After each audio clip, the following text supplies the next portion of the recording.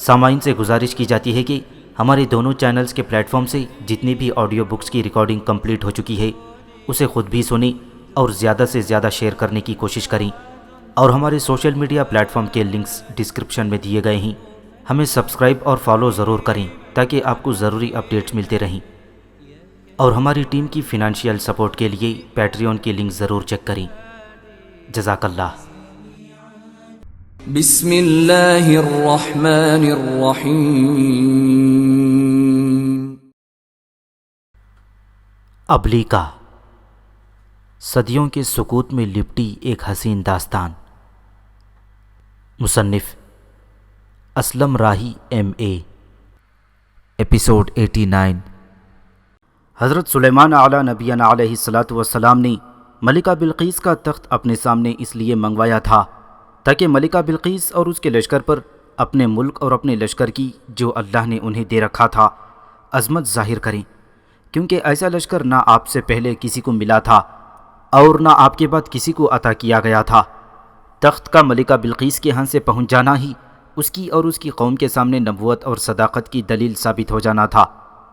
ملکہ بلقیس کے تخت کے وہاں آنے کے بعد آپ نے اپنے ثناؤں کو طلب کیا اور انہیں حکم دیا کہ اس تخت کے اندر تھوڑی بہت تبدیلی کر دی جائے تاکہ اس تخت کو ملکہ بلقیس کے سامنے پیش کر کے اس کی ہوشیاری اور دانائی کا امتحان لیا جائے کہ وہ اپنے تخت کو پہچانتی ہے یا انکار کرتی ہے۔ سلیمان علیہ السلام کے حکم پر ان ثناؤں نے ہیرے جواہرات بدل کر ایک جگہ سے دوسری جگہ لگا دیے۔ اس طرح انہوں نے رنگوں کے اندر تبدیلی کر دی، تخت کا ہر رنگ بدل کر رکھ دیا گیا اور تخت کے اندر لگے ہوئے جواہرات کے اندر بھی کچھ نہ کچھ کمی بیشی کر دی گئی تھی۔ جب ملکہ بلقیس اپنے لشکر اور اپنے سرداروں کے ساتھ یروشلم پہنچی تو سلیمان علیہ السلام نے اس کا شاندار استقبال کیا۔ اس کے لشکر کو شہر سے باہر عالیشان طریقے سے ٹھہرایا گیا۔ جب ملکہ بلقیس کو اس کمرے میں لے جایا گیا جس کے اندر اس کا تخت رکھا ہوا تھا، پھر سلیمان علیہ السلام نے ملکہ بلقیس کو مخاطب کرتے ہوئے کہا، اے ملکہ، اس تخت کی طرف دیکھو، کیا یہ تخت تمہارا ہے؟ ملکہ نے اس تخت کو بڑے غور اور حیرت سے دیکھا۔ چونکہ اس تخت کے اندر چھوٹی موٹی اور تھوڑی سی تبدیلی کر دی گئی تھی، لہٰذا فی الفور وہ کوئی فیصلہ کرنے میں کامیاب نہ ہوئی۔ تھوڑی دیر تک ملکہ سر جھکا کر اس تخت کو غور سے دیکھتی رہی، لیکن وہ بڑی عقلمند اور ہوشیار عورت تھی۔ اسے اس تخت کے بارے میں کچھ شک ہو گیا تھا، لہٰذا نہ تو اس نے یہ جواب دیا کہ یہ میرا تخت ہے، نہ اس نے یہ کہا کہ یہ تخت میرا نہیں ہے، بلکہ اس نے درمیانی راستہ اختیار کیا اور سلیمان علیہ السلام کی طرف دیکھتے ہوئے کہا، یہ تخت تو گویا وہی معلوم ہو رہا ہے۔ ملکہ بلقیس کا یہ جواب سن کر سلیمان علیہ السلام سمجھ گئے کہ بلقیس ملکہ ہونے کے ساتھ ساتھ عقلمند اور دانشور بھی ہے، لہٰذا آپ نے مصمم ارادہ کر لیا کہ اسے دائرہ اسلام میں داخل کرنے کے بعد وہ اسے اپنے نکاح میں لے آئیں گے۔ جنات نے ملکہ بلقیس کے بارے میں سلیمان علیہ السلام کے سامنے ملکہ کے حسن و جمال کی تعریف کرنے کے علاوہ سلیمان علیہ السلام پر یہ انکشاف بھی کیا تھا کہ ملکہ کی پنڈلیاں انتہائی خوبصورت ہیں، پر ان پر بال ہیں۔ سلیمان علیہ السلام یہ دیکھنا چاہتے تھے کہ واقعی ہی جنات کا یہ انکشاف درست ہے یا نہیں۔ اس مقصد کے لیے آپ نے جنات کو حکم دیا کہ وہ پانی پر شیشے کا ایک محل تیار کریں۔ محل اس طرح تیار کریں کہ اس محل میں داخل ہونے والا یہ سمجھے کہ وہ پانی میں اتر رہا ہے۔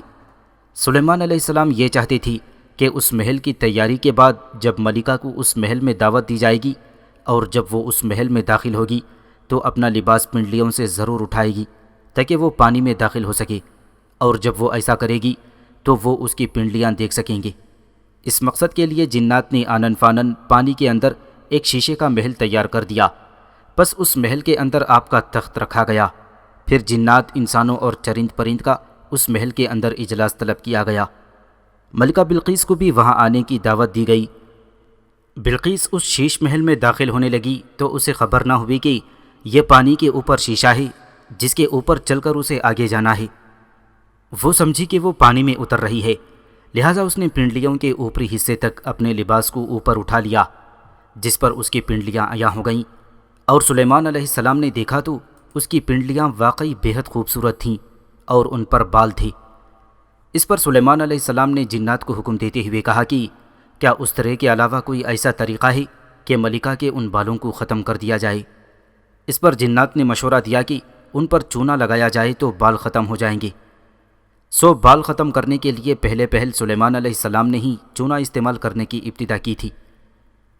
محل کے اندر سلیمان علیہ السلام نے ملکہ بلقیس کو شرک اور بت پرستی ترک کرنے کی دعوت دی اور اسے اسلام قبول کرنے کے لیے کہا۔ ملکہ بلقیس نے سلیمان علیہ السلام کی اس دعوت کو قبول کر لیا اور شرک چھوڑ کر اس نے اسلام قبول کر لیا، اور اس کے بعد سلیمان علیہ السلام نے اس سے نکاح کر لیا۔ ایک روز جب کہ سورج غروب ہونے کو تھا، فضاؤں کے اندر دھواں پھیلنے لگا، درختوں اور کوہستانوں کے سائے خوب دراز ہوتے چلے جا رہے تھے۔ ایسے میں یوناف یروشلم شہر کے مشرق میں جبل زیتون کے پاس چہل قدمی کرنے کے بعد شہر کی طرف جا رہا تھا۔ ایک دم کوزن اس کے سامنے نمودار ہوا۔ یوناف نے دیکھا کوزن کے چہرے پر انگاروں جیسی نفرت اور آگ جیسا انتقام کا جذبہ تھا۔ یوناف کے قریب آ کر اس کوزن نے یوناف کو مخاطب کرتے ہوئے کہا، سنو یوناف، مجھے ایسے ہی کسی لمحے کا انتظار تھا کہ تم مجھے یروشلم سے باہر کسی ویران جگہ اکیلے ملو۔ میں تمہارا ممنون ہوں اور شکر گزار ہوں کہ تم نے ایسا لمحہ میرے لیے مہیا کر دیا ہے۔ اور سنو یوناف، اپنے دل میں اب یہ سوچ لو کہ یہ عنقریب نزول ہونے والی شام تمہاری زندگی کی آخری شام ہوگی۔ ان کوہستانوں کے اندر میں تمہارے ساتھ انگاروں کا کھیل کھیلوں گا، تمہاری سوچوں میں زہر بھر دوں گا اور تمہارے سکھ چین کی برکھا پر ایسی ضرب لگاؤں گا کہ تمہاری پرانی چوٹیں تک دھلنے لگیں گی۔ اے یوناف، تم نے یمن کی ملکہ بلقیس کا تخت پلک جھپکنے میں یہاں لا کر میرے خلاف تعصب کے زندان تحریک کھڑے کر دیے ہیں۔ سنو، میں تمہارے جسم کی اس عمارت کو بوسیدہ مٹی کی اونچی فصیلوں کی طرح گرا کر رکھ دوں گا، تمہاری ذات کے حوصلوں کو سمندر اور نگاہوں کی تاریکی میں ڈبوؤں گا، اور تمہاری روح کو تو میں فنا کے خاکوں آتش نفس کا شکار بنا کر رکھ دوں گا۔ کوزن جب خاموش ہوا تو یوناف نے ایک بار غور سے اس کی طرف دیکھا، پھر اس نے انتہائی ہولناک انداز میں کوزن کو مخاطب کرتے ہوئے کہا، اے شیطان و ابلیس کے غلیظ اور گمراہ گماشتے، کسی غلط فہمی، کسی گمان، کسی دھوکے، کسی فریب میں نہ رہنا۔ میرا نام یوناف ہے اور میں عام انسانوں جیسا بے بس اور لاچار انسان نہیں ہوں۔ سن رکھو اے غلیظ کوزن، میرا نام یوناف ہے اور میں سلگتا سکوت بن کر تیری ذات پر نزول کروں گا اور تیرے جسم کی شریانوں میں خون کی آخری بوند بھی خشک کر کے رکھ دوں گا۔ اے کوزن، میری روح آہن اور میرا جسم شعلہ ہے۔ میں ظالم کو اس کی ستم پوشی اور سرکشوں کو اس کی سرکشی کی سزا دینے کا فن خوب جانتا ہوں۔ ظلم و ستم کے پروردہ اس وادی کے اندر تو میرے ساتھ ٹکرانے کی ابتدا کر کے دیکھ، اور پھر تجھ پر میں واضح کر دوں کہ کس طرح میں تیرے سکون اور تیرے سکھ کو درد ہجر میں تبدیل کرنے کے بعد تیری رگوں میں بجلیاں، تیرے دل میں تڑپ، تیرے سینے میں انگارے اور تیرے نفس میں خوف اور اندیشوں کی تھر تھراہٹ بھر کے رکھ دوں گا۔ اے کوزن، اب بھی وقت ہے میرے سامنے سے دفع ہو جا، ورنہ یاد رکھ میں سلگتی ریت کے صحرا کی طرح تم پر حملہ آور ہوں گا، اور پھر تو اپنے آپ کو ہی نہیں بلکہ اپنی یادوں کو بھی بھول بیٹھے گا۔ تو یہ بھی بھول جائے گا کہ تیرا شجرہ نسب کیا تھا، تو یہ بھی بھول جائے گا کہ تیری کیا منزل ہے، کیا ہدف ہے۔ اے کوزن، مجھ سے ٹکرانے سے پہلے یہ یاد رکھنا کہ میں ظلم پر آتش بن کر نازل ہونے والا جوان ہوں، اور میں لمحوں کے اندر تیری مکروہ آرزوؤں کے ناک کا سر کچل کر رکھ دوں گا۔ اے کوزن، میری اس تنبیہ کے باوجود بھی تم میرے ساتھ مقابلہ کرنا چاہتے ہو اور مجھے اپنے سامنے زیر کرنے کی ہٹ دھرمی اور ضد پر قائم رہنا چاہتے ہو، تو پھر ان ویرانوں کے اندر آؤ، میرے ساتھ مقابلہ کرو۔ میں اپنے رب کو تمہارے مقابلے کے لیے اپنی مدد کو پکارتا ہوں، تم بھی جس کو پکارنا ہے پکار کر دیکھو، اور پھر دیکھتے ہیں کہ قدرت میرے اور تمہارے درمیان فتح مندی اور نصرت کا فیصلہ کس کے حق میں کرتی ہے۔ یوناف کے اس چیلنج کے جواب میں وہ مکروہ صورت ہولناک اور کوہستانوں جیسا کڑیل کوزن اپنی آستینیں چڑھاتا ہوا بڑے خوفناک انداز میں یوناف کی طرف بڑھا تھا۔ خونخوار کوزن وقت کی گہری اور بھیانک کوہر اور شعبوں کے آئینہ دار کی طرح آگے بڑھا، اور اپنے دائیں ہاتھ کی ضرب جب اس نے یوناف پر لگانی چاہی تو یوناف نے اس کا اٹھا ہوا ہاتھ فضا کے اندر ہی پکڑ کر قابو کر لیا تھا۔ لیکن کوزن بڑا ہوشیار اور عیار تھا، اس نے فوراً پلک جھپکتے میں اپنا دوسرا ہاتھ استعمال کیا اور لوہے کے ہتھوڑے جیسا اپنا زوردار مکہ اس نے یوناف کی تھوڑی کے نیچے دے مارا تھا۔ کوزن کی یہ ضرب پڑتے ہی یوناف کے ہاتھوں سے کوزن کا دوسرا بازو بھی چھوٹ گیا تھا، اور وہ بڑی بے بسی کی حالت میں اپنا توازن کھوتا ہوا ایک چٹان کے قریب گر گیا تھا۔ اس کی یہ حالت دیکھتے ہوئے کوزن نے پہلے فاتحانہ سا قہقہہ لگایا پھر بڑے حقیر انداز میں اس نے یوناف کی طرف دیکھتے ہوئے بلند آواز میں کہا، اے یوناف، میں نے تمہیں پہلے ہی بتا دیا تھا کہ میں تو وہ ہستی ہوں جو قافلہ در قافلہ اور کاروان در کاروان پیاس کا صحرا اور انقلابی یلغار بن کر نازل ہو جاتا ہوں۔ میرے سامنے تمہاری کیا حیثیت ہے؟ میں تمہیں اپنے راستے کا ایک عارضی اور معمولی سا پتھر سمجھتا ہوں، اور جب چاہوں گا تمہیں ٹھوکر مار کر اپنی راہ سے ہٹا کر دور کر دوں گا۔ اس آفاقی سناٹے کے اندر یوناف تھوڑی دیر تک بڑی گہری نگاہوں سے کوزن کی طرف دیکھتا رہا، پھر اس کے چہرے پر کسی شمشیر جگردار اور گوہر تابدار جیسے جذبے بکھر گئے تھے۔ اس کے بعد وہ لپکتی جھپکتی اور کوندتی برق کی طرح اٹھ کھڑا ہوا اور کوزن کو مخاطب کرتے ہوئے کہا، اے کوزن، مجھے زمین پر گرانے کے بعد کسی غلط فہمی اور کسی دھوکے میں مبتلا نہ ہونا۔ سن رکھو، میرا نام یوناف ہے۔ میں اپنے دشمنوں اور اپنے مد مقابل پر سنگ و شرر کی طرح جب نزول کرتا ہوں تو اپنے دشمنوں کے بدن کا نور اور فطرت کا شعور تک چھین لیتا ہوں۔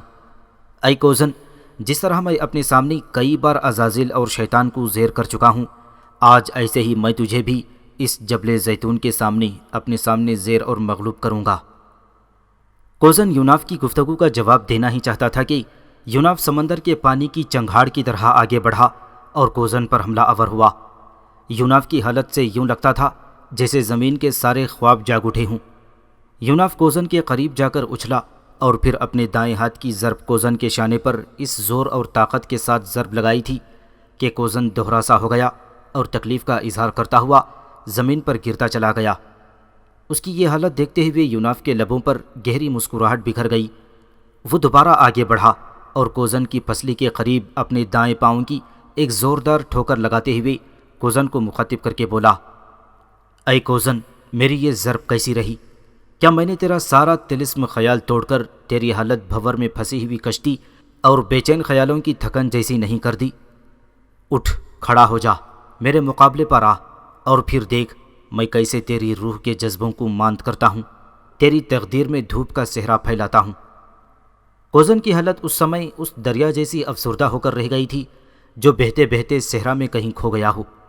تھوڑی دیر تک وہ زمین پر پڑا تکلیف اور اذیت کا اظہار کرتا رہا، پھر وہ جلدی ہی سنبھل گیا، دوبارہ اٹھ کھڑا ہوا اور یوناف کی طرف دیکھتے ہوئے اس نے غضبناک آواز میں کہا، اے یوناف، اپنی حد سے بڑھ کر میرے ساتھ گفتگو نہ کر۔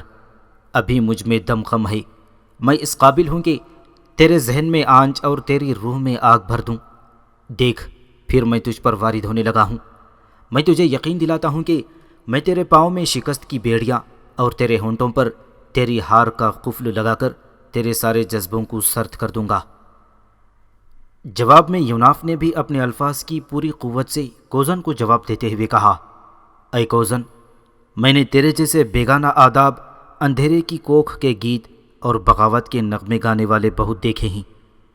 دیکھ، تو اندھیرا اور تاریکی ہے، جبکہ میں تیرے مقابلے میں نیکی کی روشنی اور کرن ہوں۔ اور یاد رکھ، روشنی ہی زندگی، روشنی ہی انسانیت، روشنی ہی ارتقاء اور روشنی ہی بقا ہے، اور جہاں روشنی وارد ہوتی ہے وہاں اندھیرے آپ ہی آپ چھٹ جاتے ہیں۔ سو تو دوبارہ مجھ پر حملہ آور ہو کر دیکھ لے۔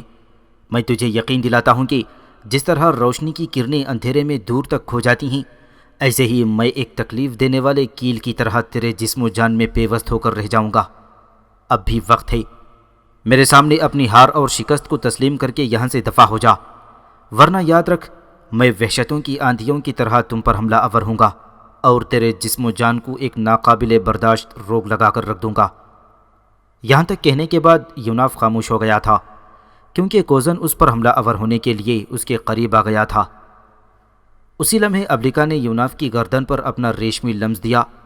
تھوڑی دیر تک یوناف اس کے لمس کی لذت میں کھویا رہا، پھر اس کے ساتھ ہی ابلیکا کی آواز کسی مہتاب خوش کلام کی طرح یوناف کو سنائی دی تھی۔ ابلیکا نے یوناف کو مخاطب کرتے ہوئے کہا، اے میرے حبیب، میں تمہارے لیے قرطاجنہ شہر کی ایک اہم خبر لے کر آئی ہوں۔ میں کوزن کے ساتھ تمہارے اس مقابلے کو طویل اور لمبا ہوتے ہوئے نہیں دیکھ سکتی، لہٰذا اگر تم برا محسوس نہ کرو تو تمہارے ساتھ ساتھ میں خود بھی کوزن کے خلاف حرکت میں آنے لگی ہوں، اور پھر تم دیکھنا میں یہ بڑھ چڑھ کر باتیں کرنے والے کوزن کی کیا حالت کرتی ہوں۔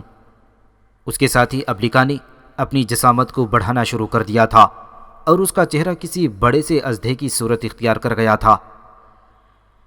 پھر جو ہی کوزن نے آگے بڑھ کر یوناف پر ضرب لگانا چاہی، یوناف نے اس کا ہوا میں بلند ہوتا ہوا ہاتھ اپنی گرفت میں لے کر دوسرے ہاتھ سے جب کوزن کو ضرب لگانا چاہی تو جس وقت یوناف نے کوزن کو ضرب لگائی تھی اسی وقت ابلیکا نے اپنا پھن خوب لہرا کر پوری قوت کے ساتھ کوزن کے منہ پر دے مارا تھا۔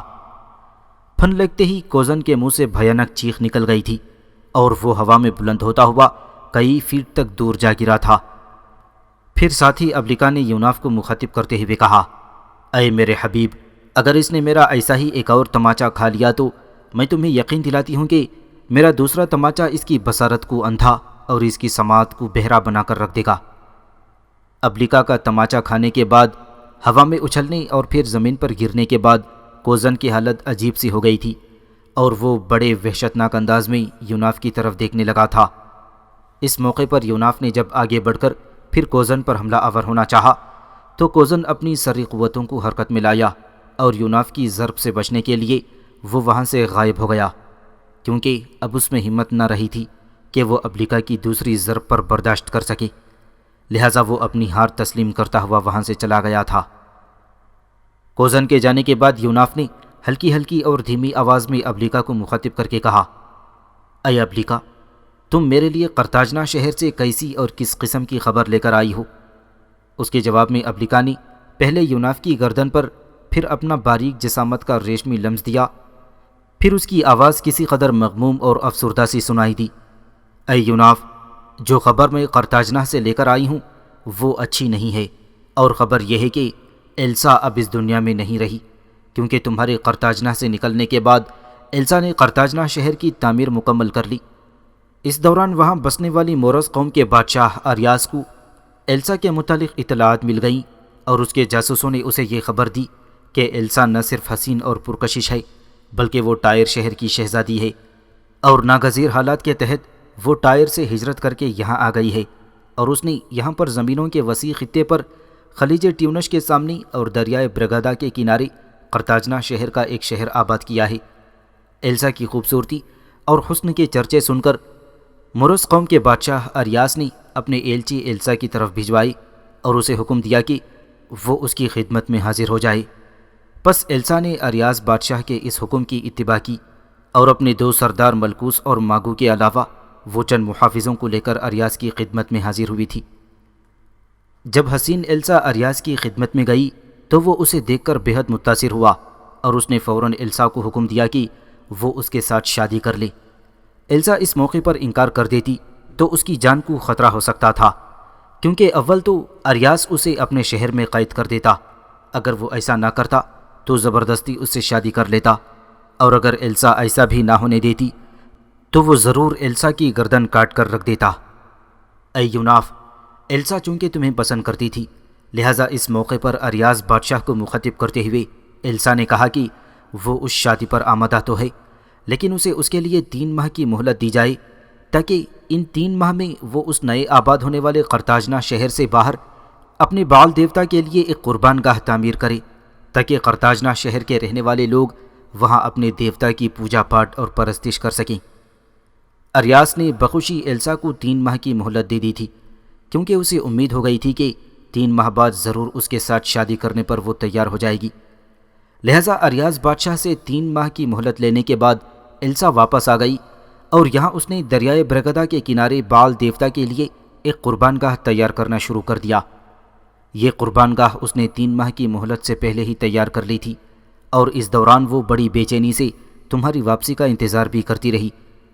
پھر جب تم واپس لوٹ کر نہ گئے تو ایلسا کو یقین ہو گیا کہ اب تم واپس لوٹ کر نہ جاؤ گی، لہٰذا ایک روز اس نے دریائے برگدا کے کنارے اپنے پیٹ میں اپنی تلوار گھوم کر خودکشی کر لی۔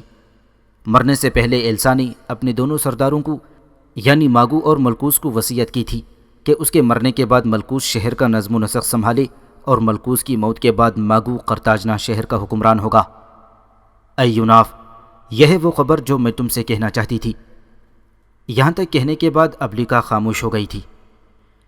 یہ روح فرسا خبر سن کر یوناف تھوڑی دیر تک گردن جھکائے کچھ سوچتا رہا۔ تھوڑی دیر تک اس کے چہرے پر غصے کے شعلے سے رقص کرتے رہے، انتقام کے دائرے اس کے چہرے پر بنتے اور بگڑتے رہے، اور اس کی خاموشی سے ایسا لگتا تھا کہ جیسے وہ داستانوں کے سر ملانے کی کوشش کر رہا ہو۔ تھوڑی دیر تک یوناف یوں ہی خاموش کھڑا رہا، پھر اس نے ابلیکا کو مخاطب کرتے ہوئے کہا، اے ابلیکا، کاش میں ایلسا کی مدد کر سکتا، کاش میں اس وقت وہاں موجود ہوتا جب موروث قوم کے بادشاہ اریاس نے اسے طلب کیا تھا۔ میں اس اریاس کے مقابلے میں اسی کے بچاؤ کا سامان کر سکتا۔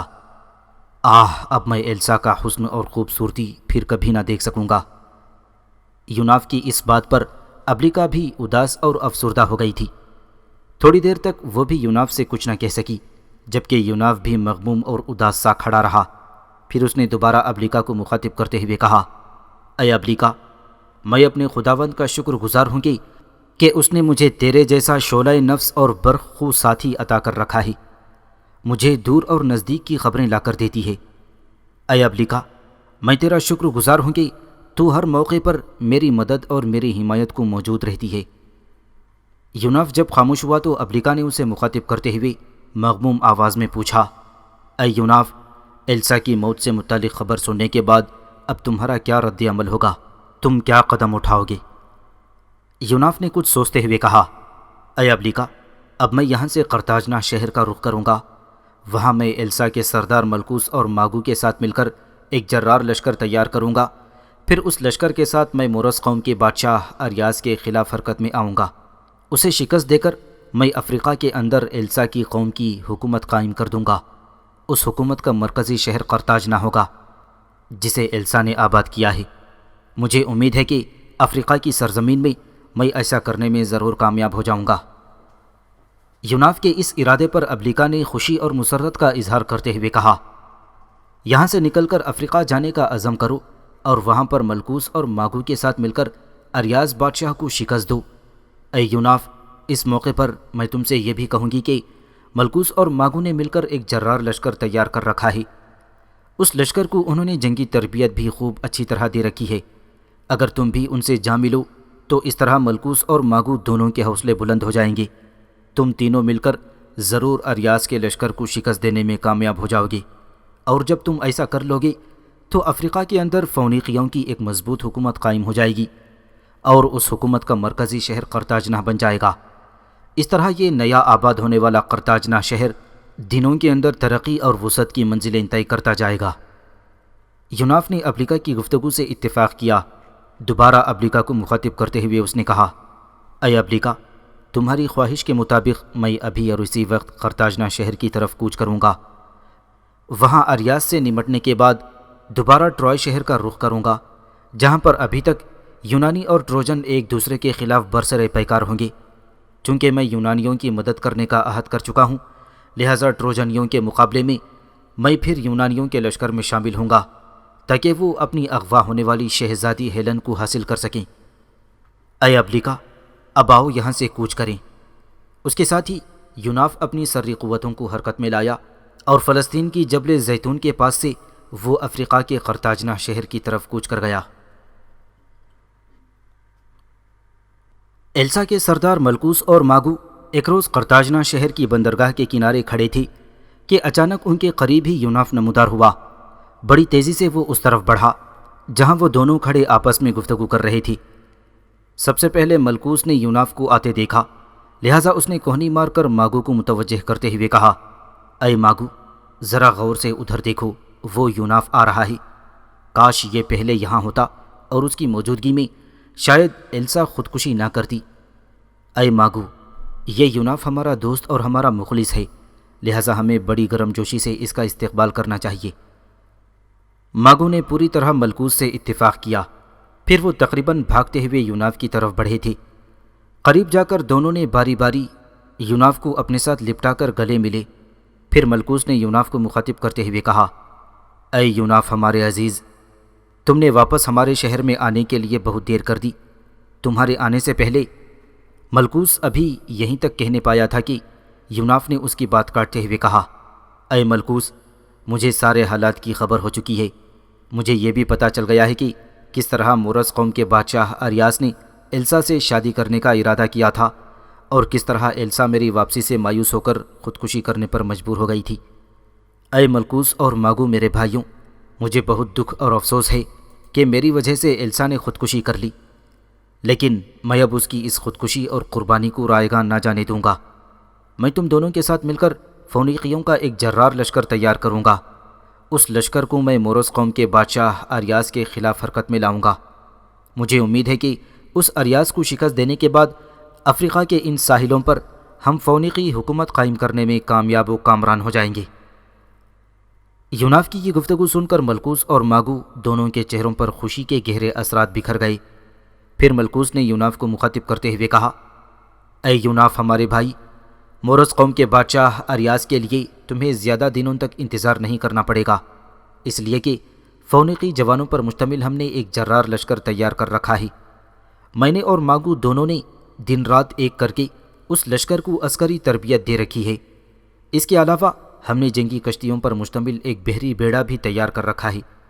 اگر تم نہ بھی آتے تب بھی ہم نے اریاس بادشاہ کے خلاف لشکر کشی کرنے کا عزم کر رکھا تھا۔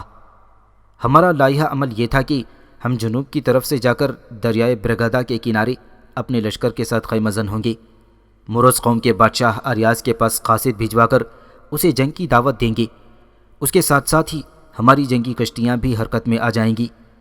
وہ سمندر میں آگے بڑھتے ہوئے آگے پہنچ جائیں گی جہاں پر دریائے برگادا سمندر میں جا کر ملتی ہے، اور پھر یہ کشتیاں جن میں ہمارے جنگجو جوان بیٹھے ہوئے ہوں گے، اور ان کے علاوہ کشتیوں میں ہمارے لیے رسد اور کمک کا سامان بھی ہوگا، یہ کشتیاں سمندر سے نکل کر دریائے برگادا میں داخل ہو جائیں گی۔ دریا میں جنوب کی طرف بڑھتے ہوئے اس جگہ جا کر کشتیاں لنگر انداز ہوں گی جہاں پر ہمارے لشکر نے پڑاؤ کر رکھا ہوگا۔ جب اریاس بادشاہ کے خلاف ہماری جنگ شروع ہوگی تو ہمارے جوان کشتیوں میں ہی بیٹھے انتظار کرتے رہیں گے۔ جب جنگ اپنے عروج پر آئے گی تو یہ جوان بھی اپنی کشتیوں سے نکل کر اریاس کے لشکر کی پشت کی طرف سے اس پر حملہ آور ہو جائیں گے۔ میرے خیال میں ان کے حملہ آور ہوتے ہی جنگ کا ہمارے حق میں فیصلہ ہو جائے گا، کیونکہ اریاس ہمارے دو طرفہ حملوں کو برداشت نہ کر سکے گا۔ وہ دائیں یا بائیں طرف سے اپنے لشکر کے ساتھ بھاگنے کی کوشش کرے گا۔ وہ جو بھی قدم اٹھائے گا ہم اس کا تعاقب کریں گے، اسے اس کے لشکر سمیت تباہ و برباد کر کے رکھ دیں گے۔ پھر جب ہم ایسا کرنے میں کامیاب ہو جائیں گے تو ان سرزمینوں میں دور دور تک ہماری فونیقی حکومت قائم ہو جائے گی۔ ملکوس سے اس کا لائحہ عمل سن کر یوناف خوش ہو گیا۔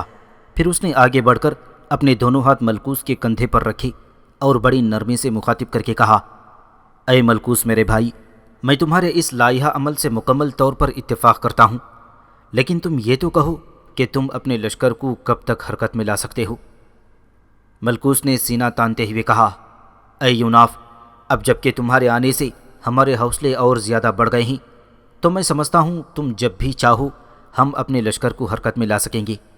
ہمیں اگر تم کہو کہ ہم کل ہی یہاں سے اپنے لشکر کے ساتھ دریائے برگدا کے کنارے کنارے جنوب کی طرف بڑھیں اور موروث قوم کے بادشاہ اریاس کو جنگ کی دعوت دیں، اس کے ساتھ ہی ہماری کشتیاں بھی سمندر میں حرکت میں آ کر دریائے برگدا میں جنوب کی طرف بڑھیں گی۔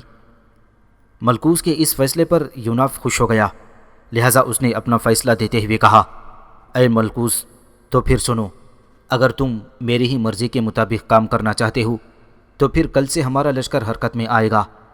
کل ہم یہاں سے اپنے لشکر کے ساتھ جنوب کی طرف بڑھیں گے۔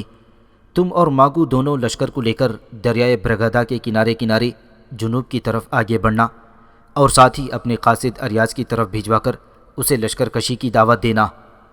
میں ان جوانوں کی کمانداری کروں گا جو رسد اور کمک کے سامان کے ساتھ سمندر سے نکل کر دریائے برگدا کے کنارے جنوب کی طرف آگے بڑھیں گے۔ جب تم دونوں اریاس کے ساتھ جنگ کی ابتدا کرو گے اور جنگ اپنے عروج پر آئے گی تو اپنے مسلح جوانوں کے ساتھ کشتیوں سے نکل کر اریاس کے لشکر کی پشت سے ایسا زوردار حملہ کروں گا کہ اس کے لشکریوں کے پاؤں اکھاڑ کر رکھ دوں گا۔ اس طرح اس جنگ میں ہماری فتح یقینی ہوگی۔ ماگو نے آگے بڑھ کر یوناف کو اپنے ساتھ لپٹاتے ہوئے کہا، اے یوناف ہمارے بھائی، ہم خوش ہیں کہ تم جیسا جوان اس معاملے میں ہمارا ساتھ دے رہا ہے۔ اب تم آؤ اور ایلسا کے محل میں آرام کرو۔ تمہارے ارادے کے مطابق کل ہم لشکر کے ساتھ یہاں سے کوچ کریں گے۔ مجھے امید ہے کہ اریاس کے مقابلے میں ہم ہی فوز مند رہیں گے۔ اس کے ساتھ ہی ملکوس اور ماگو یوناف کو قرطاجنہ شہر کے وسط میں تعمیر ہونے والے ایلسا کے محل کی طرف لے جا رہے تھے۔ دوسرے روز ملکوس اور ماگو نے اپنے قاصد اریاس بادشاہ کی طرف بھیج کر اسے جنگ کی دعوت دے دی اور خود ملکوس اور ماگو اپنے لشکر کو لے کر دریائے برگدا کے کنارے جنوب کی طرف پیش قدمی کرنے لگی۔ اس کے ساتھ ہی یوناف بھی اپنے ان جنگجو جوانوں کے ساتھ حرکت میں آیا جنہوں نے کشتیوں میں سفر کرنا تھا۔ یہ جنگی کشتیاں رسد اور کمک کے سامان کے ساتھ بھری ہوئی تھیں۔ پہلے یہ کشتیاں یوناف کی سرکردگی میں سمندر کے اندر حرکت میں آئیں، پھر دریائے برگدا میں داخل ہو کر یہ کشتیاں جنوب کی طرف بڑھنے لگی تھیں۔ دریائے برگدا میں آگے بڑھتے ہوئے یہ کشتیاں اس جگہ جا کر لنگر انداز ہوئیں جہاں ملکوس اور ماگو نے اپنے لشکر کے ساتھ صحرا کے اندر پڑاؤ کر رکھا تھا۔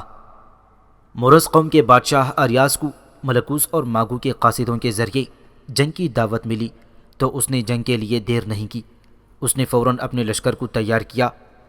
غصے سے اس بنا پر اس کی حالت بری ہوئی جا رہی تھی کہ وہ تاجر جو خلیج ٹیونس میں صرف تجارت کی غرض سے آئے تھے اب وہ اسے جنگ کی دعوت دے رہے تھے۔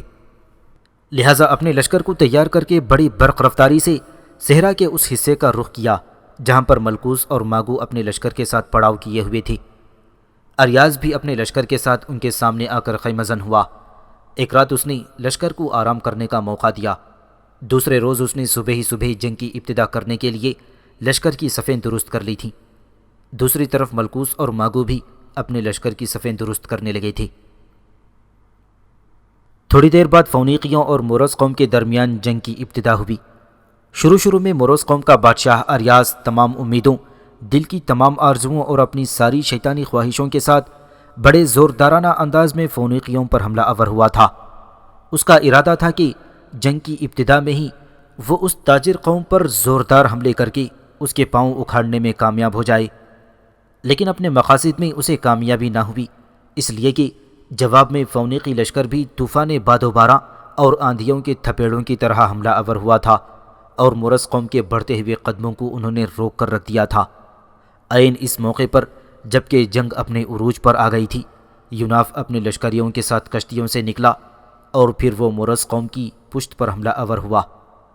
جلتے تپتے صحرا کے اندر یوناف کسی سیال آتش سمندری لہروں اور دہشت کے بگولوں کی طرح اریاس کے لشکر پر حملہ آور ہوا تھا۔ لمحوں کے اندر اس نے ایک قاتل قوت کی طرح اریاس کے لشکریوں کا خاتمہ کرتے ہوئے ان کے عروج اور ان کے ارتقاء کو مٹی میں ملاتے ہوئے ان پر موت کا سیاہ نقاب ڈالنا شروع کر دیا تھا۔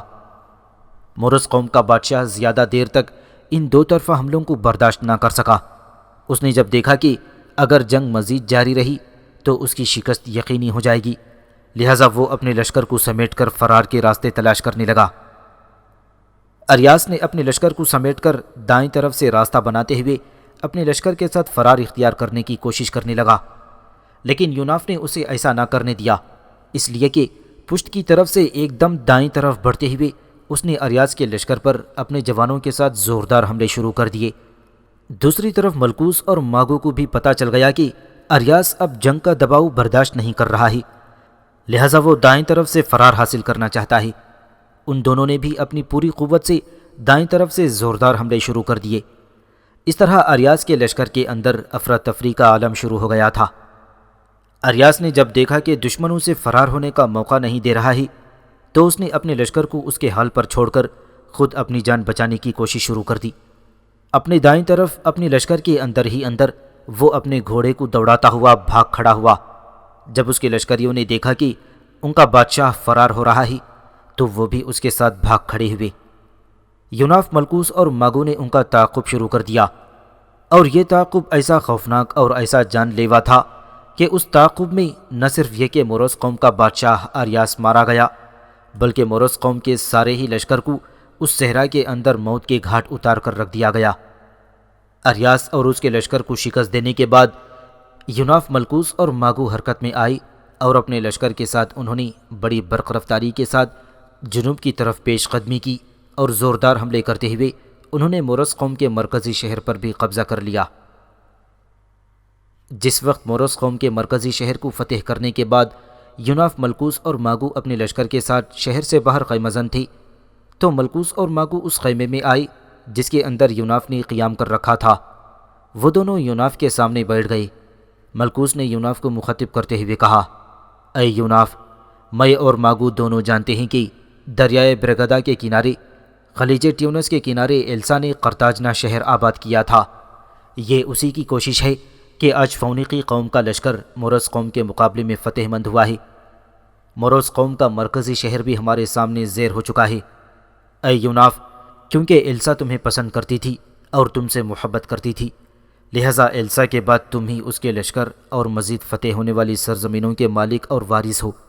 لہٰذا میں اور ماگو دونوں نے مل کر یہ فیصلہ کیا ہے کہ اب جب کہ صرف قرطاجنہ شہر ہی پر ہماری حکومت نہیں ہے، بلکہ ہم نے موروث قوم کے وسیع علاقوں، ان گنت شہروں اور قصبوں پر بھی قبضہ کر لیا ہے، تو اب یہاں پر فونیقی قوم کی مضبوط سلطنت ہونی چاہیے۔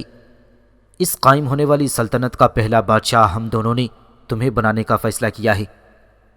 ملکوس کی گفتگو سننے کے بعد یوناف تھوڑی دیر تک گردن جھکائے کچھ سوچتا رہا، پھر اس نے باری باری ملکوس اور ماگو کی طرف دیکھا، پھر اس نے اپنا فیصلہ دیتے ہوئے کہا، اے ملکوس اور ماگو میرے بھائیوں، میں تم پر یہ انکشاف کروں گا کہ میں ایک غیر معمولی انسان ہوں، ایک جگہ جم کر میں نہیں رہ سکتا۔ یہ بات میری فطرت میں ہے کہ میں کسی ایک جگہ، کسی ایک شہر یا ایک قصبے کے اندر مستقل نہیں رہ سکتا۔ تم جانتے ہو کہ جس طرح خانہ بدوشوں کا کوئی قبیلہ آج یہاں اور کل وہاں کے چکر پر عمل کرتا ہے، ایسے ہی میں بھی ایک جگہ جم کر گزارا نہیں کر سکتا۔ اب جب کہ موروث قوم کے مقابلے میں فتح نصیب ہوئی ہے تو تم دونوں بھائی مل کر فونیقی سلطنت پر حکومت کرنے کے حقدار ہو۔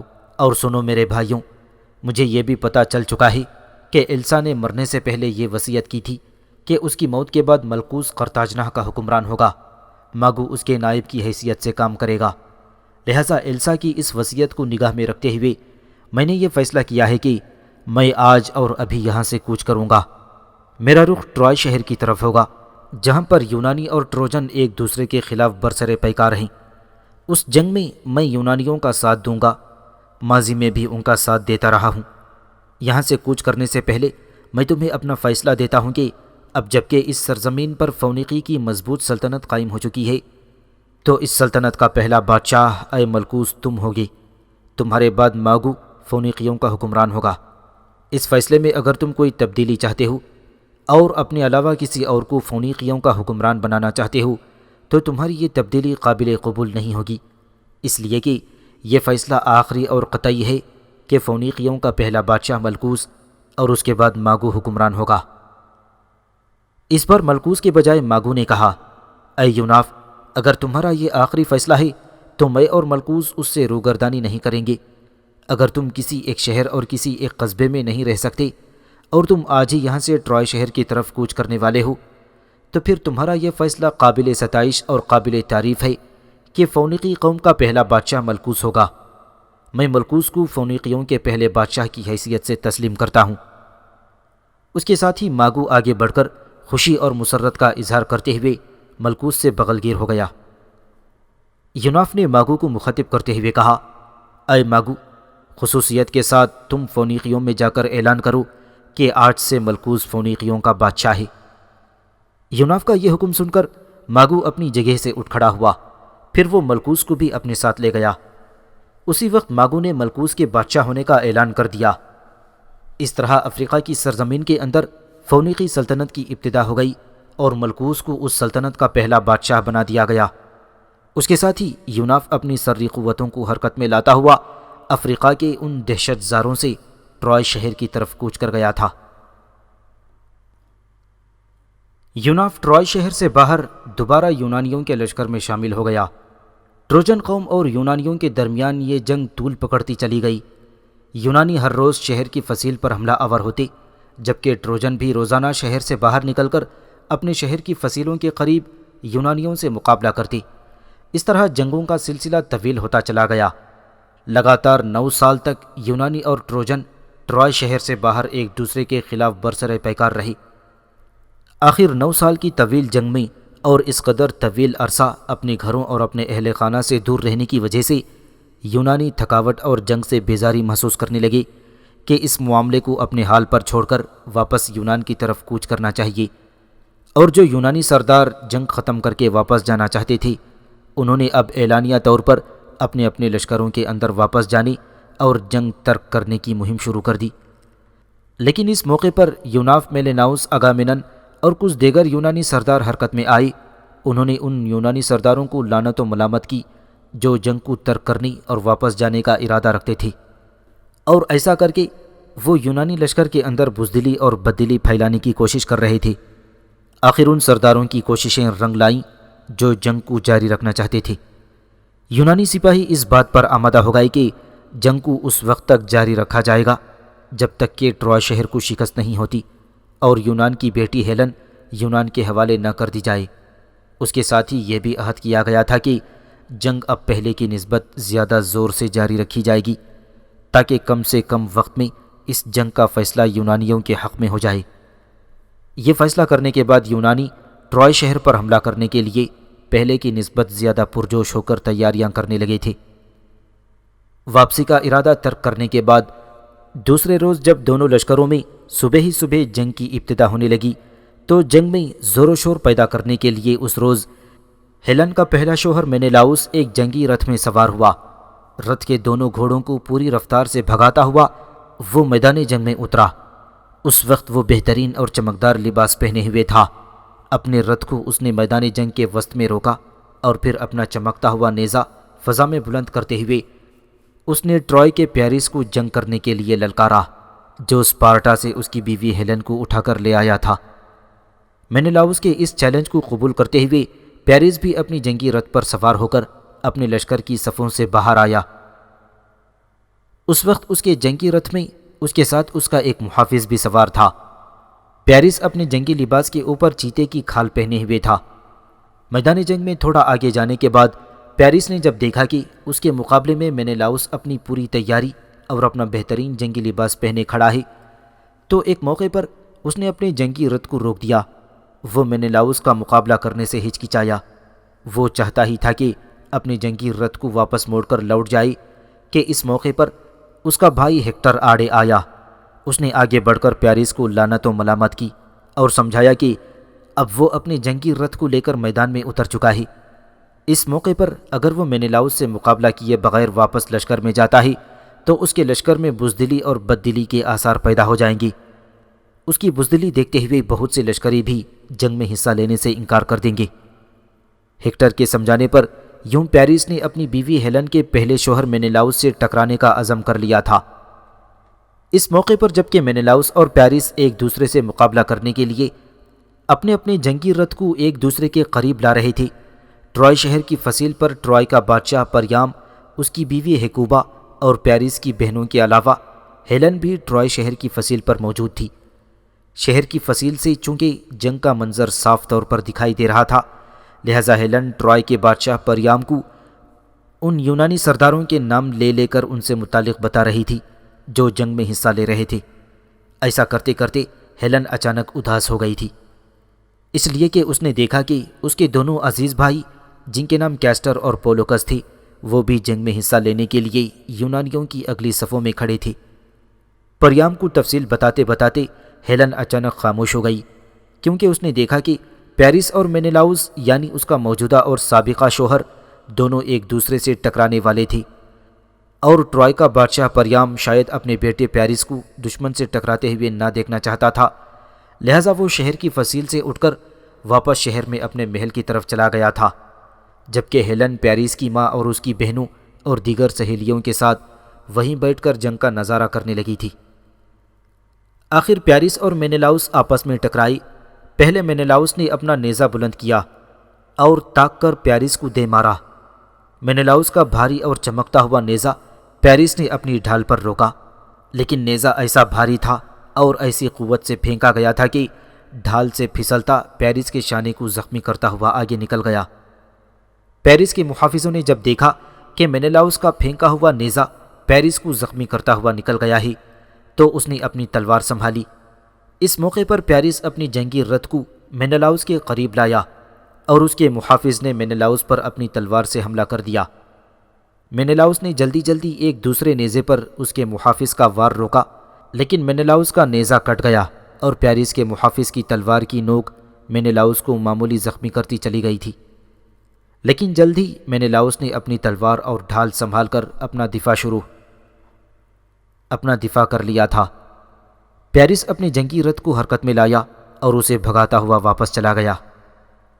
پیرس کے واپس جانے کے بعد اس کا بھائی ہیکٹر اپنے جنگی رتھ کو دوڑاتا ہوا میدان میں اترا۔ وہ اپنے بہترین جنگی لباس میں تھا اور میدان کے وسط میں آ کر اور یونانیوں کی طرف منہ کر کے اس نے اپنا بھاری بھرکم نیزہ فضا میں بلند کر دیا اور یونانیوں کو مقابلے کے لیے للکارا۔ یونانی جانتے تھے کہ ہیکٹر ایک بہترین اور لاجواب جنگجو ہے۔ وہ یہ بھی جانتے تھے کہ ہیکٹر طاقت اور قوت میں بھی بے مثال ہے، لہٰذا وہ یہ فیصلہ نہ کر پا رہے تھے کہ کون سا یونانی سالار ہیکٹر کے مقابلے میں جائے گا۔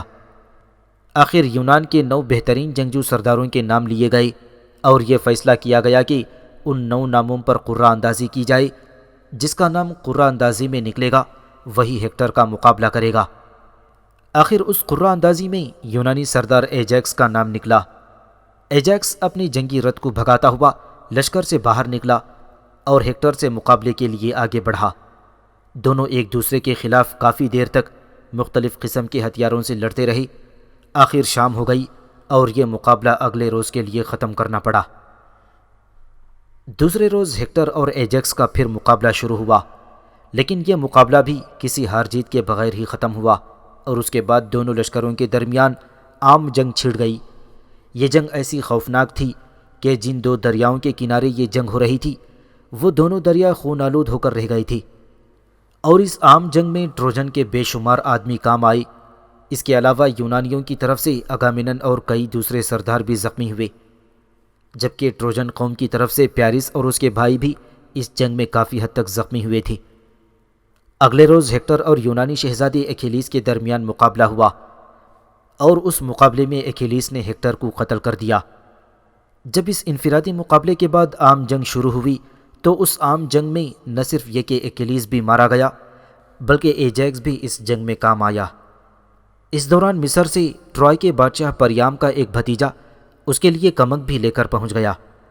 اس طرح ٹروجن قوم کی حالت یونانیوں کے مقابلے میں پہلے سے بہتر اور اچھی ہو گئی تھی۔ یونانی سورما یولیس ایک روز اپنے خیمے میں اکیلا بیٹھا تھا کہ یوناف اس کے خیمے میں داخل ہوا۔ یولیس اٹھ کھڑا ہوا اور آگے بڑھ کر یوناف سے مصافحہ کیا۔ یوناف اس کے سامنے بیٹھ گیا اور یولیس کو مخاطب کرتے ہوئے کہا، یولیس، آج میں تم سے ایک اہم موضوع پر بات کرنے آیا ہوں۔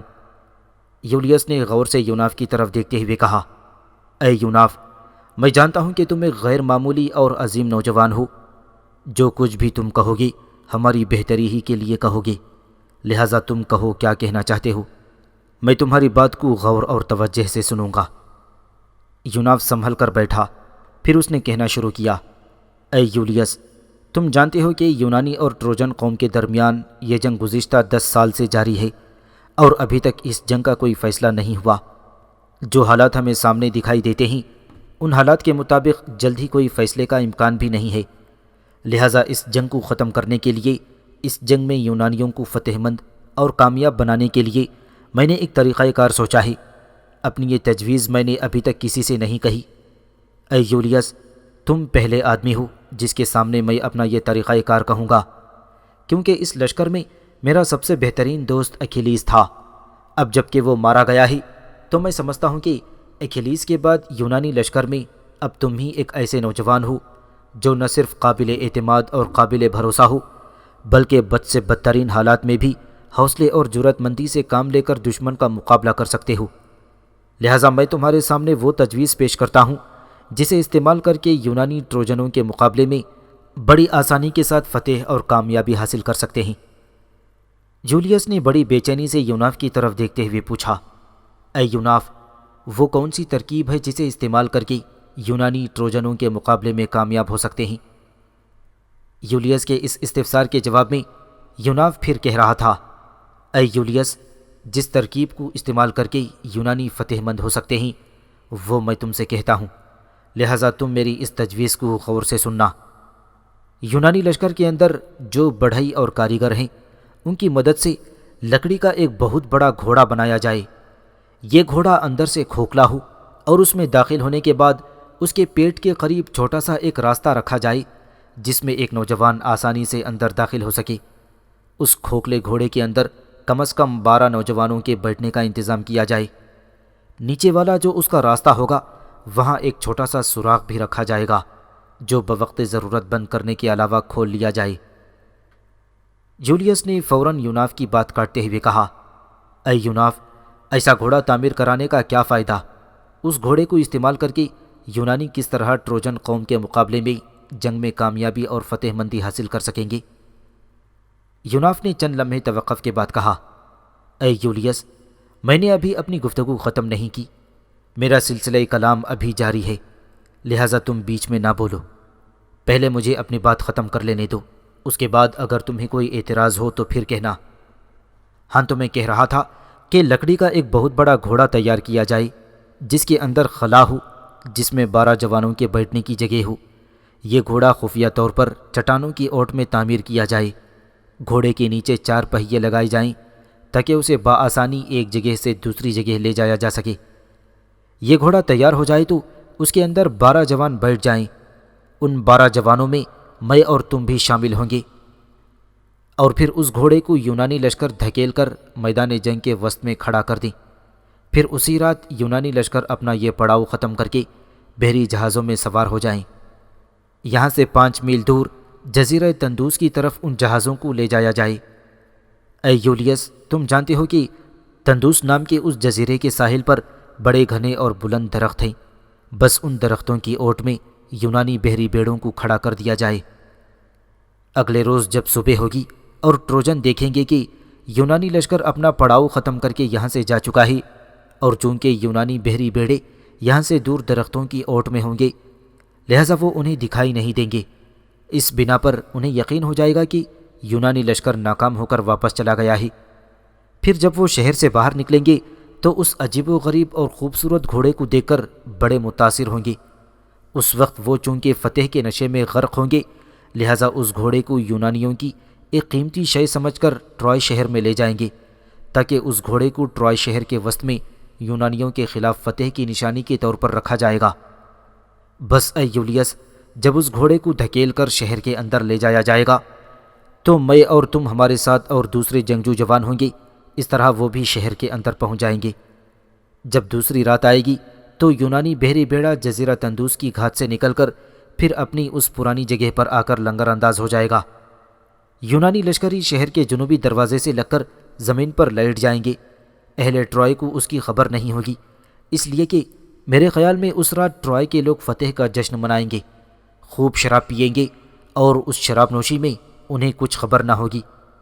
لہٰذا یونانی لشکر شہر کے جنوبی دروازے کے قریب آ کر زمین پر لیٹ جائیں گے، اور پھر میں اور تم اور ہمارے ساتھ جو 12 جوان ہوں گے وہ اس گھوڑے کے پیٹ والے راستے سے باہر نکلیں گے۔ فصیل پر چڑھنے کے بعد جلتی ہوئی مشل سے اپنے لشکریوں کو ایک اشارہ دیں گے۔ اس کے ساتھ ہی شہر کا جنوبی دروازہ بھی ہم 12 کے 12 مل کر کھول دیں گے۔ دروازہ کھلتے ہی یونانی لشکر شہر میں داخل ہوگا اور ٹروجنوں پر حملہ آور ہو جائے گا۔ ایک بار جب یونانی لشکر شہر میں داخل ہو گیا تو پھر سمجھو کہ یونانیوں کی فتح اور ٹروجنیوں کی شکست پر ہی اس معاملے کا انجام ہوگا۔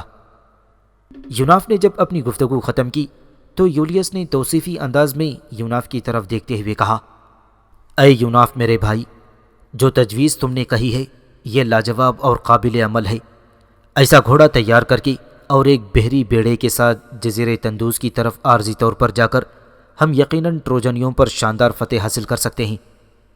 میرے بھائی، یہ تجویز سارے یونانیوں کے سامنے پیش کی جانی چاہیے، اور پھر آج ہی سے اس گھوڑے کی تیاری کا کام شروع ہو جانا چاہیے۔ ایسا کرو، تم میرے خیمے میں ہی بیٹھو، میں اپنے کچھ لشکریوں کو بھیجتا ہوں، وہ سارے یونانی سالاروں اور سرداروں کو بلا کر میرے خیمے میں لاتے ہیں، پھر ان سارے سرداروں کے سامنے تمہاری تجویز پیش کرتے ہیں۔ میرے خیال میں سارے ہی سردار اور سالار اس تجویز پر عمل پیرا ہونے کی حامی بھر لیں گے، اور جب ایسا ہو جائے گا تو مجھے امید ہے کہ ہم بڑی آسانی کے ساتھ بغیر کسی جنگ کے شہر میں داخل ہو جائیں گے۔ جس رات ہم شہر میں داخل ہوں گے وہ رات ٹروجنیوں کے لیے آخری رات ہوگی۔ اس کے ساتھ ہی یولیس اٹھ کر اپنے خیمے سے باہر چلا گیا۔ تھوڑی دیر بعد سارے یونانی سردار، جن میں مینیلاؤس اور اس کا بڑا بھائی اگامنن بھی شامل تھے، یولیس کے خیمے میں جمع ہو گئے۔ یولیس نے ان کے سامنے گھوڑا تیار کرنے کی تجویز پیش کی۔